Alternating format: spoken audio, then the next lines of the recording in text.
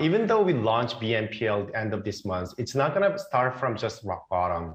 We already have half of our Korean population as our registered users, and we already have 20% of market share of entire online payments.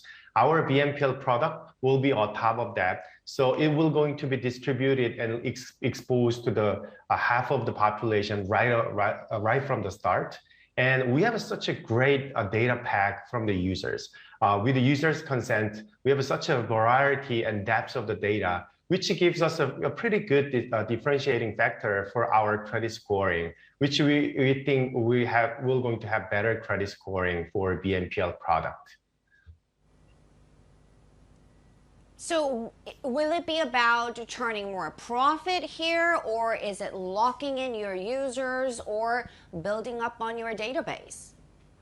Well, if you see in the foreign BNPL cases, it was a really great boost for the merchant sales and AOV numbers. So once we launch our BNPL product, we're expecting we can get an extra take rates from the merchants as we give them an extra boost for their sales and GMV. So yes, it's more about profit, but also it's at the same time we're expecting our merchants' business success as the way. Is it the same rationale that's being applied here when it comes to your recent move to enter the mobility business? Because you recently acquired a stake in VCNC Tada operator. Well, in terms of mobility, we're not really that fascinated about the entire market size, but what we really love about is actually in terms of the level of frequency. Just in Seoul, 400 million transactions happens annually every year. That's tremendous frequency, which is actually equivalent with e-commerce traffic in Korea. By the way, in Korea, the e-commerce GMV is number 3 to 4 in global, which is massive. So once you can make the closed loop with half of our population users with everyday usage of high frequency mobility services, we're going to create a better value to our loyal customers and users.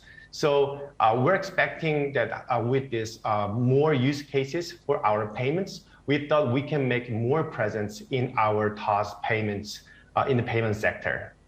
Any update to give us about your IPO plans, when and where? I'm afraid I cannot specify at this moment. We're financially ready for IPO at any time, but right now we haven't decided about which market and when to go IPO. But what I can tell you is our investors are very long-term perspective investors. They never really thought that IPO is the end of the journey for TOS. It's basically the start of it. So the research that we are doing for IPO, the project name itself is Day One. So we're thinking about we go beyond the Korean market and global, getting into the more daily life of the financial users. We're going to, there's a lot of room to grow and there's a lot of journey remains. So IPO timing wise, we cannot specify yet.